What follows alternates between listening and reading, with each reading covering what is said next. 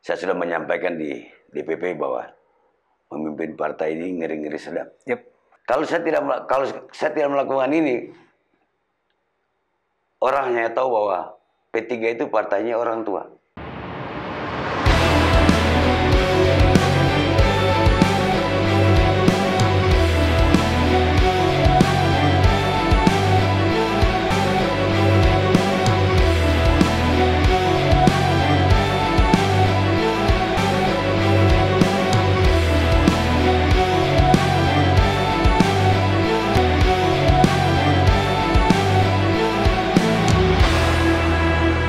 Selamat datang. Akhirnya orang yang selalu saya lihat di baliho dan dengarkan kisahnya ada di depan saya ini. Jadi kami mengumpulkan, ini prosesnya panjang, Jenderal. Saya panggil Jenderal saja. Alhamdulillah. Masalahnya apa saja boleh. Orang banyak memikirkan, maksudnya nama Jenderal kan itu baru di Sulawesi Tenggara ini. Jadi orang ingin bertemu. Tapi mungkin itu ungkapan di kawan-kawan para politisi lah. Amin. Ada seorang jenderal datang dari Jakarta, ternyata putra asli Sulawesi Tenggara gitu dia. Apa keseharian sekarang, Jenderal, pasca pensiun? Yang jelas sebelum saya pensiun, saya sudah mempersiapkan diri saya untuk hidup setelah pensiun. Begitu, Pak. Karena ini kehidupan baru. Oh iya ya? Jadi dengan pensiun ini kalau kita tidak menata diri dari awal, kita pensiun jadi merasa susah. Tapi bagi saya karena kehidupan itu kita harus menyiapkan. Iya. Jadi antara aktif dan pensiun sama saja bagi saya. Bahkan lebih sibuk dari setelah pensiun. Bahkan lebih sibuk setelah pensiun. Dibandingkan waktu aktif. Menjadi seorang jenderal ini. Iya. Bintang 2 kan? Marsda ini. Iya. Perjalanannya ini berapa puluh tahun sampai ke level ini? Alhamdulillah saya masuk Akabri itu tahun 80. Saya tamat SMA langsung. Tamat SMA di mana, Jenderal? Saya kelas 1, kelas 2 di SMPP Kendari. Oh, SMPP Kendari. Yang SMA 4 sekarang. SMA 4 sekarang, oke. Karena ibu saya sudah mulai sakit-sakit, dia panggil saya pulang. Katanya, pulanglah Dira. Karena kalau kau tidak pulang, Dira, kamu tidak akan ketemu jenazah saya. Sehingga saya pindah ke Raha. Nggak lama kemudian beliau kembali. Setelah pindah? Pindah. Tapi kalau bapak saya meninggal saya kelas 2 SMP. Masih kelas 2 SMP? Ya. Baru kemudian ibu? Ibu. Jadi pesannya itu memang sudah mengisyaratkan beliau sudah akan pergi mungkin, Jenderal ya? Iya, untuk isyarat itu sehingga dia panggil saya pulang ke kampung. Jadi Jenderal ini menamatkan SMA di Raha, SMA 1 Raha. Saya langsung waktu itu setelah tamat langsung ke Jakarta. Sampai di Jakarta, ya saya pertama tes itu di STAN. STAN itu apa? Sekolah Tinggi Akuntansi Negara. Oh ya. Saya lulus. Di STAN? STAN lulus. Tetapi karena ini mungkin bukan bidang saya. Karena saya kan seorang lulusan IPA ya. Oh iya. Jadi dari IPA. Jadi pelajaran tata buku dan hitung dagang saya nol sama sekali. Tidak ada bakat. Tidak ada bakat. Orang sudah ke 10 langkah saya baru mau mulai. Jadi saya selalu terlambat terus. Alhamdulillah saya dapat berita untuk tes. Ada penerimaan Akabri gelombang kedua. Karena waktu itu gelombang pertama sudah melaksanakan tes. Oh, sudah ada gelombang pertama? Sudah. Karena kekurangan kuota. Kodam Jaya. Kekurangan kota? Di tes awal itu? Iya, tes awal. Jadi waktu itu hanya tidak sampai 150 orang. Sementara biasa dari Kodam Jaya itu selalu 250 yang dikirim. Oh. 250 orang. 250 ini untuk mengisi kodam-kodam yang lain. Baik. Saya daftar. Alhamdulillah saya lulus. STAN saya tinggalkan. Dengan resiko kalau tidak lulus ya pulang kampung. Kalau tidak lulus di pusat. Tapi memang sejak di Akabri itu sudah masuk penjenjangan Angkatan Udara? Belum. Waktu itu kita tes itu masih bebas, kita belum tahu akan dijurusan kemana. Jadi kita ikut tes biasa saja, tidak seperti sekarang kan. Sudah ada penjurusan ini? Langsung masing-masing. Kita kan mau Akmil, AU, sesuai AL kan? kita. Kalau dulu tidak. Oh, jadi diterima umum saja dulu? Umum semuanya. Jadi kita tidak tahu mau masuk ke polisi, mau masuk ke Angkatan Darat, Angkatan Laut, Angkatan Udara, kita tidak tahu. Terus Jenderal kenapa ujuk-ujuk tiba-tiba ada di Angkatan Udara? Nah, itu kan mungkin hasil dari psikotes saya, dari hasil apa saya, sesuai dengan bakat saya. Nah, itulah yang kemudian Itu yang, menjadi awal karir di awal karir kita Angkatan Udara. Jabatan terakhir di Angkatan Udara apa, Jenderal? Saya sebagai asisten operasi Kepala Staf Angkatan Udara. Asisten operasi Kepala Staf Angkatan Udara. Jadi saya hampir 5 tahun saya jadi asisten operasi. Saya melaksanakan itu 3 kepala staf. 3 kepala staf? Ya, 3 kepala staf Angkatan Udara saya menjabat asisten operasi. Saya tidak pernah diganti. Saya juga tidak tahu kenapa. Tidak pernah diganti? Iya. Jadi saya diganti setelah saya pensiun. Jenderal, Angkatan Udara yang Jenderal geluti ini memang bawa pesawat terbang, pesawat tempur atau apa ini? Angkatan Udara itu tidak semuanya penerbang. Bagian administrasi, bagian logistik, bagian personil, teknik. Kebetulan pada waktu itu kan ada seleksi. Jadi kami seleksinya masih di Akabri. Oke. Jadi waktu itu kami tingkat 3 diseleksi untuk masuk ke penerbang. Alhamdulillah saya masuk. Nah, begitu kita selesai namanya adalah latih mula, latih dasar dan latih lanjut. Siap. Pada saat kita latih mula itu semua masih sama. Kita masuk ke latih dasar. Ini untuk jangan jenis pesawat yang lain. Kita untuk persiapan di 3 jurusan itu. Siap. Ada jurusan tempur, jurusan angkut, sama jurusan helikopter. Alhamdulillah begitu kita selesai ke latih dasar, saya dimasukkan ke penerbang tempur. Penerbang pesawat tempur? Iya. Jadi berapa lama mengendarai pesawat tempur ini? Sejak itu, sampai saya pensiun. Maksudnya di usia aktif, masih tetap bawa pesawat tempur? Iya. Jadi saya berhadapan dengan orang pengendara pesawat tempur ini?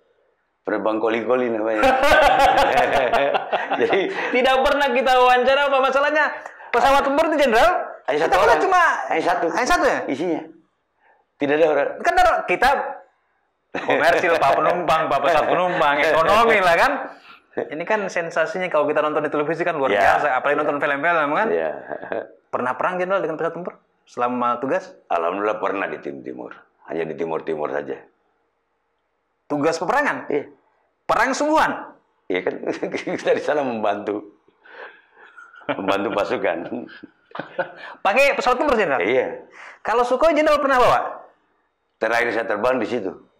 Jadi saya itu pertama terbang pesawat tempur itu pesawat yang ada di Raha sekarang. Pesawat monumen yang ada di Raha. Oh. Itu pesawat yang pertama kali saya bawa. Dan pertama kali saya jadi komandan skadron, ya pesawat itu juga. Jenderal komandan skuadron? Iya. Satu skuadron itu berapa, Jenderal? 12 ya? 16.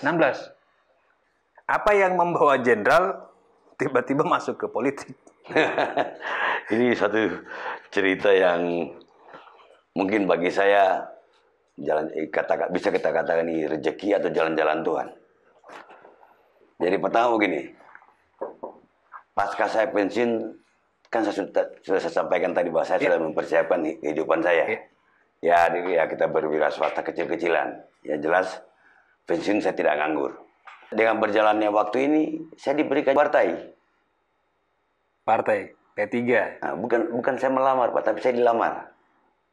Pak Baharim itu dilamar? Dilamar, diminta untuk membantu DPP P3 untuk mengawaki DPP P3 di Sulawesi Tenggara. Yang minta ini pengurus DPP, ketua umum, kawan dekat, keluarga atau siapa? Ceritanya mungkin panjang, Pak. Tapi saya singkat saja. Waktu Muswil di P3 di Sulawesi Tenggara itu saya tidak tahu bulan apa. Itu kan ada hadir dari DPP pusat. Iya. Mungkin melihat baliho saya, Pak. Baliho sudah ada tapi tidak punya partai. Baliho sudah terpasang. Nah, partai belum ada, Pak. Belum ada. Berani sekali. Oke, ya, karena saya diajak pulang kampung ya, kita harus memperkenalkan diri kepada masyarakat. Siapa Baharim itu sebenarnya? Gitu. Kan begitu, Pak. Tak kenal maka tak sayang. Ya, mungkin dengan berjalannya waktu ini, saya dilihat mungkin mereka mengatakan mungkin punya potensi. Saya tidak menilai diri saya, tapi mungkin kenapa saya diberikan ini ya, jangan pertanyaan ini tidak ke saya, tapi ke sana kenapa mereka mengamanahkan kepada saya. Dan saya sampaikan bahwa memimpin partai politik ini ngeri-ngeri sedap. Ngeri-ngeri sedap. Iya, ngeri-ngeri sedap. Tidak seperti kita mimpi saya mimpi pasukan ribuan orang, Pak. Ini bukan memimpin skuadron ini. Mimpi pasukan saya ribuan orang, tapi tidak gentar saya, Pak. Tapi memimpin partai ini hanya 36 orang pengurus hariannya. Lutut saya gemetar, Pak. Betul. Sebentar, Jenderal, kenapa bisa gemetar? Ini kan sudah pernah perang. Siapa yang tidak? Ini kan mental perang. Bawa pesawat tempur. Pasukan banyak ini. Kenapa menghadapi pengurus harian sudah sampai gemetar itu? Ya betul begitu, Pak. Sedikit tapi otaknya isinya macam-macam. Itu yang berbeda, Pak.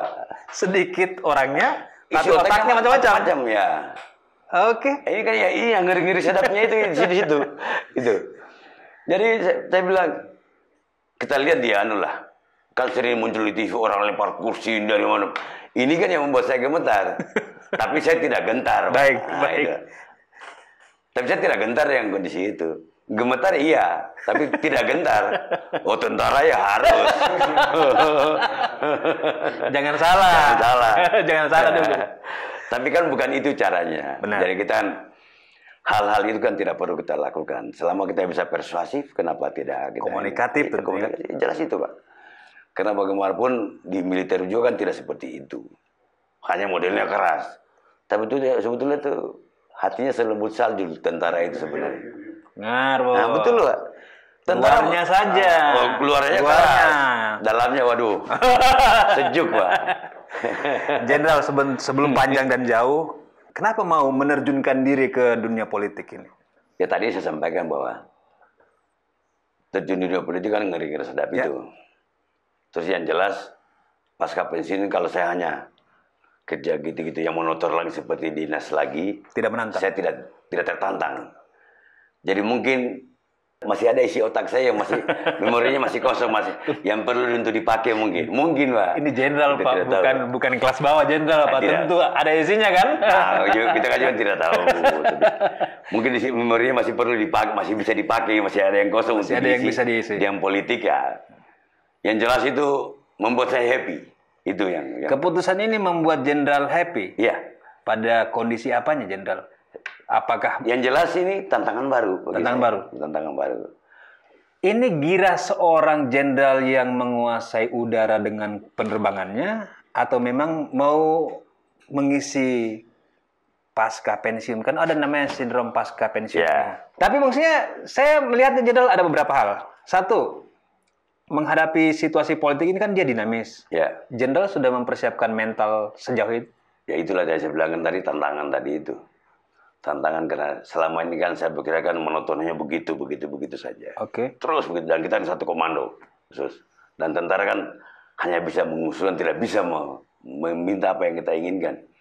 Di perpolitikan ini bermacam-macam dinamika, dan dinamikanya istilah if-nya itu bukan satu. Iya. Mungkin sampai 10.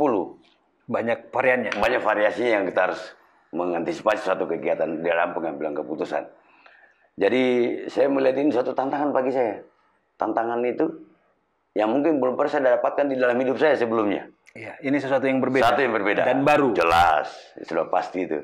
Sehingga disitulah saya tertantang, dan apalagi ini untuk kampung saya sendiri, Pak. Kalau di kampungnya orang mungkin saya berpikir 2 kali. Tapi di kampung saya sendiri, kapan lagi saya akan berbakti kepada kampung saya kalau saya tidak kembali sekarang? Di baliho yang terakhir yang beredar ini itu ada kalimat pasti. Pasti. Putra asli Sulawesi Tenggara, idolaku. Idolaku. Nah, Putra asli ini. Ini apa maksudnya? Kenapa tiba-tiba bilang putra asli gitu? Untuk dikenal bahwa saya ini adalah orang Sulawesi Tenggara, atau lagi menyerang seseorang yang lain ini? Intinya oke, kita tidak di dalaman ini kami menghindari untuk menyerang kepada orang lain. Oke. Yang jelas itu kan satu slogan, hanya satu slogan. Tidak ada tujuan untuk menganukan orang pada wah ini suku ini, tidak ada. Kami itu hanya menyampaikan slogan gitu. Inilah yang dibilang politik. Kita niatnya kayak begini, tapi orang menangkapnya berbeda. Ya itu silakan, Pak. Jadi kalau kita menjelaskan itu susah. Ya. Jadi kita silakan orang membaca, silakan mengartikan, silakan menginterpretasikan. Yang jelas tujuan kita itu tidak ada untuk menyebutkan kepada orang lain. Karena Ini itu kan yang tidak orangnya sehat, Pak. sendiri yang menyampaikan, tidak ada nyinggung-nyinggung yang lain, Bos. Oh, iya. Ini bilangnya putra asli. Insya Allah niatnya tidak. Hari ini Jenderal memimpin P3 Sultra. Alhamdulillah. Apa resep, strategi, pendekatan untuk membawa P3 ke depan? Utamanya nanti menghadapi pileg. Oke, terima kasih. Kalau pertanyaan yang itu tuh mungkin menjawabnya agak susah. Tapi saya bercerita dulu. Pasca saya menerima amanah Iya. untuk memimpin DPW P3 di Sultra ini, saya sudah menyampaikan di DPP bahwa memimpin partai ini ngeri-ngeri sedap. Yep. Yang dinamika yang begitu cepat. Hal ini tentu membuat saya untuk mencari solusi-solusi yang terbaik Untuk partai. untuk partai. Karena tanpa kita menilai, melihat, dan mendengarkan informasi yang kita untuk sebagai bahan pembanding saya, mungkin saya akan susah untuk memajukan partai ini. Kita tahu sendiri bahwa P3 di Sulawesi Tengah saat ini cukup redup. Tapi dengan tekad, insya Allah saya bilang, kalau memang ini saya sudah diamanahkan, saya harus bisa menghijaukan kembali seperti zamannya Pak Laude Kaimuddin, P3 di Sulawesi Tenggara. 5 kursi dan... Ya, inilah tekad. Apa yang saya harus lakukan? Yang pertama kita harus kompak dulu, harus solid di dalam. Di internal P3. Di internal P3 kita harus solid. Tanpa ini bullshit.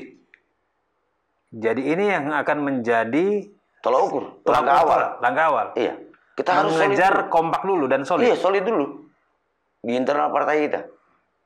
Kalau kita tidak solid, orang luar gimana mau datang ke kita, Pak? Kalau kita baku tinju di mana-mana, baku punya masing-masing kepentingan, Saling sikut dengan saling masing-masing. sikut kepentingannya, Ya. tidak akan apa artinya jenderal ini, Pak? Tidak akan bisa berbuat apa-apa. Pertama kita harus solid dulu di dalam. Misalnya, ayo, working together we can do more. Iya. Kalau kita bersama, kita akan bisa membuat yang lebih. Kalau ini tidak bisa kita laksanakan, percuma, Pak. Orang di luar mulai kita hanya tertawa.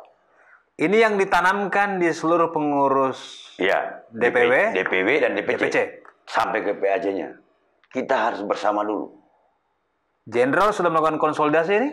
Saya sudah keliling di 17 kabupaten kota.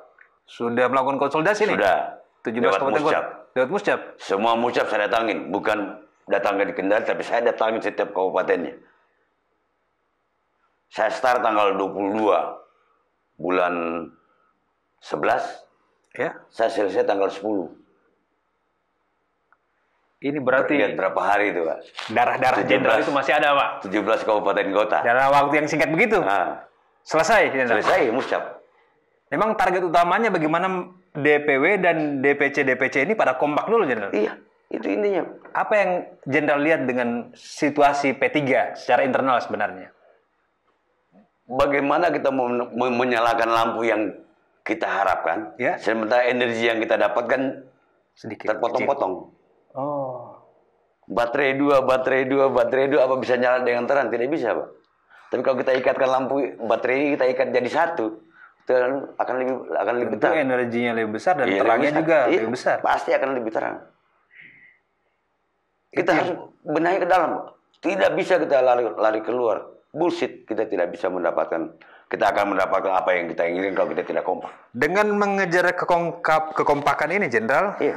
apa target di pileg bagi jenderal?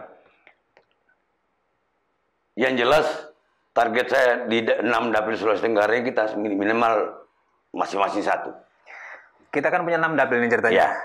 Jadi kita baru terisi 2 kalau nggak salah. Ya. P3 itu. Coba lihat mana grafiknya P3. Nah, itu kalau kita bisa dapatkan 6 ini, Ya. kita. Ini situasi P3 saat ini. Saat ini, Pak. Peringkat 11 dari 14 partai. Total kursinya DPR itu ada 18. Nah, ada di 2 provinsi. Kalau utara paling besar 3. Ya, di Bombana. satu fraksi. Nah, Di Kota Kendari, Buton Utara, Kolaka Timur, Kosong. Konawe Utara, Konawe, Wakatobi itu kosong semua ini. Iya. Nah, situasi ini Jenderal akan kejar lewat awalnya kompak dulu. Jelas itu dulu yang kita harus Langkah Saya awal. harus membuat satu ikatan ke dalam dengan berkomitmen. Kompak dan berkomit. Bukan hanya kompak tapi tidak ada komitmen.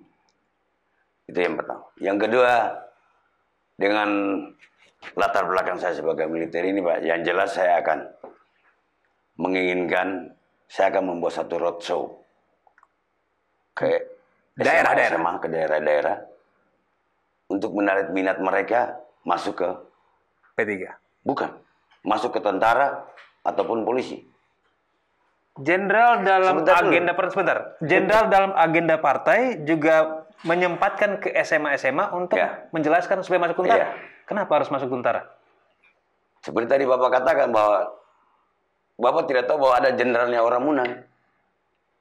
Nah, lewat saya insya Allah dengan bukan saya membawa partai, Benar. tapi saya membawa Semangat. alumninya, Alumninya. alumni SMA di Raha. Tapi Ya. saya akan lakukan di Sulawesi Tenggara ini untuk mencari kader-kader masuk ke militer. Karena kita tahu sendiri animo masyarakat di sini cukup tinggi. Tapi mungkin caranya yang mereka tidak tahu. Bukan cari jalan pendamping penguat, Pak, bukan. Tapi mungkin cara-cara teknis yang mereka tidak tahu. Dari situ insya Allah akan muncul kader-kader milenial. Kalau saya bisa dengan cara-cara begitu untuk menarik simpati. Itu jalan yang kalau saya tidak melakukan ini, orang hanya tahu bahwa P3 itu partainya orang tua. Iya. Jadi saya harus lewat roadshow yang demikian ini untuk mencari Gaya-gayanya mesti muda kan? Oh iya harus. Memang intinya saya menginginkan bahwa kader di Sulawesi Tenggara sini harus banyak yang khususnya untuk di militer sama di kepolisian. Paling tidak harus nanti dua. Jenderal jadi patron bagi Yes. kita semua gitu. Yeah. Bahwa seperti saya juga kan kita, Yeah. oh ternyata kita punya jenderal. Iya. Ada yang bisa kita banggakan. Ternyata kita punya Iya. lambang-lambang kehormatan yang ya kita baru sadar sekarang kan Jenderal. Iya. Ini yang akan ditelurkan kepada Iya. anak-anak kita nanti. Iya. Gerakan ini yang Dengan akan harapan ini mereka bisa melihat kenapa saya bisa terjun ke partai politik. Kan tidak bahwa kita hidup di mana saya kan bisa. Iya. Dari partai politik lewat jalur istilahnya pegawai negeri atau TNI Polri kan sama saja di mana saja, Pak. Tetapi kalau kita tidak pernah memberitahu belum tentu kan orang tahu. Orang tahu kan hanya sepotong, tapi tidak semua orang bisa tahu. ibarat kata Bagi kalau tak orang kenal yang kata sayang. Nah, kalau orang yang mampu mungkin lewat macam-macam dia. Tapi kalau orang-orang yang biasa-biasa seperti saya dulu mungkin mereka tidak pernah akan tahu tentang hal ini. Mereka taunya bahwa masuk di sini membayar dengan bayar ini, bayar begini. Padahal semua kan gratis sebetulnya. Orang taunya kan Jenderal kalau masuk Akabri harus siapkan sekian, tentara sekian. Nah, lewat jalur-jalur yang sosialisasi ini mudah-mudahan dari orang yang tidak berkeinginan tapi mau terjun ke dunia politik lewat baju hijau, bisa kita sampaikan di situ. Membantu. Nah, silakan kalau mau bergabung di dunia politik, ini ada jalur-jalurnya. Masuk. Saya ingin mengukur keyakinan Jenderal. Jenderal, kita dari 2, P3 dari 2 kursi ini lompat ke 6 kursi ini. Iya. Seberapa kuat struktur P3 sekarang untuk bisa mencapai 6 saat ini? Dengan animo ya, Iya. dengan animo di pasca kepemimpinan saya, banyak orang-orang dulu yang sudah resign, Iya. mau Balik masuk lagi. kembali. Dengan cara saya membuka seluas-luasnya partai ini.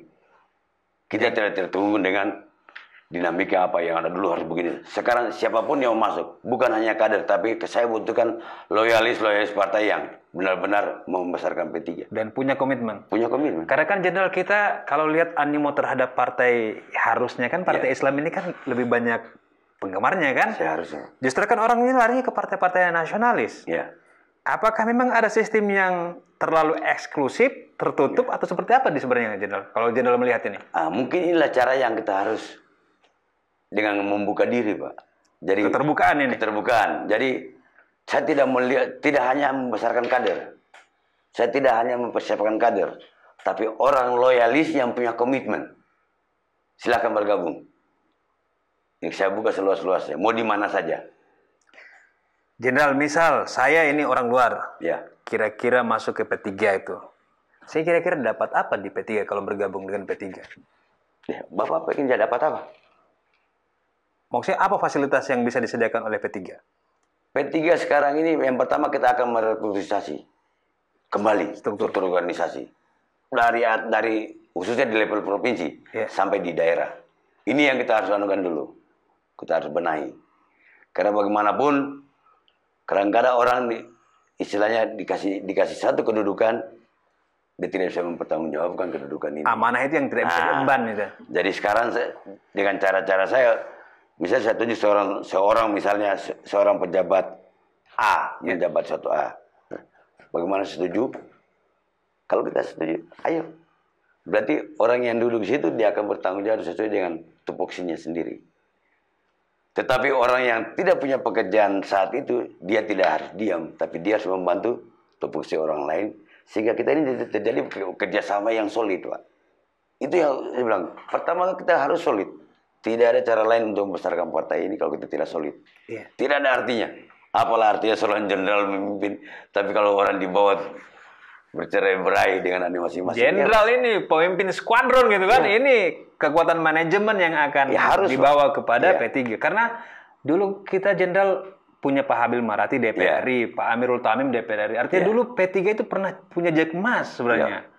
Nah, ini yang jenderal berharap bisa diulang di 2024. Insya Allah, Pak. Sudah beberapa informasi yang kami dapatkan, orang-orang yang terlalu insya Allah mereka akan kembali. Dulu mereka sudah tidak di P3. Sekarang dengan adanya jenderal, insya Allah mereka berkeinginan untuk kembali lagi. Pada balik lagi. Dan saya buka pintu seluas-luasnya bagi mereka. Artinya ini kan kabar baru, ini kabar yang menarik buat P3. Karena bagi saya pribadi jenderal, kadang-kadang kan melihat ini terlalu eksklusif. Ya. Sehingga kita itu kadang-kadang enggan untuk datang. Artinya kan nanti kalau ada revolusi kepemimpinan yang baik di P3, nanti ini kan juga membuka kesempatan besar bagi orang-orang yang terlibat jenderal. Tapi jenderal waktu pertama datang ke P3, jenderal lihat ada masalah apa di P3 ini? Yaitu tidak kompak. Tidak kompak. Ini P3 mesti kompak ini. Iya. Itu saya melihat sekarang ini itu yang terjadi. Karena dengan saya memimpin selama 3 bulan ini, saya sudah melihat kalau hanya begini-begini saja, tidak ada artinya saya. Artinya nanti jenderal menilai diri sendiri bahwa kalau jenderal datang ke P3 terus P3 juga tidak berubah, ya sama saja tidak ada artinya. Iya. Target jenderal 6 bulan ke depan dengan P3 apa yang akan dilakukan? Ini kan sebentar lagi pendaftaran parpol. Iya. Bagaimana kesiapan? Yang jelas sekarang ini yang pertama kita harus melengkapi PAC kita biar masuk ke Sipol. Ya, sehingga di dalam verifikasi kami tidak akan kesulitan. Kalau kami menunda-nunda pekerjaan ini, untuk langkah ke depan kita semakin sulit lagi. Yang seharusnya harus selesai, misalnya target saya Maret ini harus selesai semua. Iya kan kita Agustus pendaftaran parpol. Iya. Maret ini harus selesai semua. Rampung semua. Sudah harus masuk ke Sipol semua data-datanya. Sehingga kita bisa bekerja yang lain. Jangan sampai kita berkutat masalah ini sampai waktunya kita pendaftaran. Kita banyak losing time-nya, Pak. Kalau kita tidak begitu. Jadi kita harus tahapan ini harus jelas semua pekerjaan. Gambar itu ternyata menjelaskan sesuatu yang berbeda. Saya jenderal, pertama kali melihat jenderal di gambar itu, kesan saya nih ya, jenderal itu orangnya pendiam. Nah, kalau lihat gambar ini kan terlalu tentara begitu. Tentara kan ini tegas, seperti jenderal bilang, ya luarnya bos, dalamnya lembut. Alhamdulillah. Gitu kan. Kita mendapatkan suasana yang berbeda dengan ngobrol sama jenderal ini. Artinya bukan, saya tadi mikir-mikir Pak, makanya saya pakai baju hijau lebih awal kan, wah supaya sama, Charmisnya bisa sama dulu kan. Ya, saya jenderal dulu pernah juga mendaftar AKB tapi gagal. Makanya bisa punya kesempatan berdiskusi dengan jenderal itu anugerah lah saya bilang. Ini kesempatan yang luar biasa bagi kami semua lah di pekan ini. Jenderal, saya ingin dapatkan sebuah statement dari kita yang jenderal sampaikan kepada publik luas ini tentang P3. Kesiapan atau ajakan terhadap masyarakat secara luas lah. Ya kampanye di awal lah, silakan jenderal. Jadi yang jelas tadi saya sampaikan bahwa yang pertama kita harus bersatu di dalam dengan kata-kata orang bijak ini, walking together we can do more itu. Itu yang kami harus Itu yang akan jadi slogan jadi utama. slogan utama. Karena tanpa ini tidak ada artinya apa yang kita rencanakan. Bahkan mungkin hanya di angan-angan. Berhenti di angan. Berhenti di angan-angan. Tetapi kalau kita bisa kompak, Pak, apapun kita mau berbuat, insya Allah akan bisa.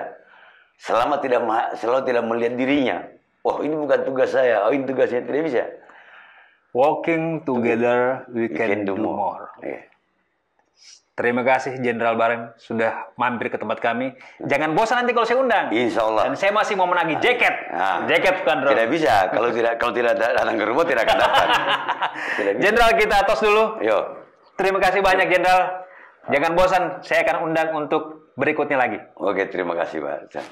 Salam sukses selalu. Semoga ini tetap menjadi yang terbaik di dalam membesarkan orang-orang yang perlu dibesarkan. Siap.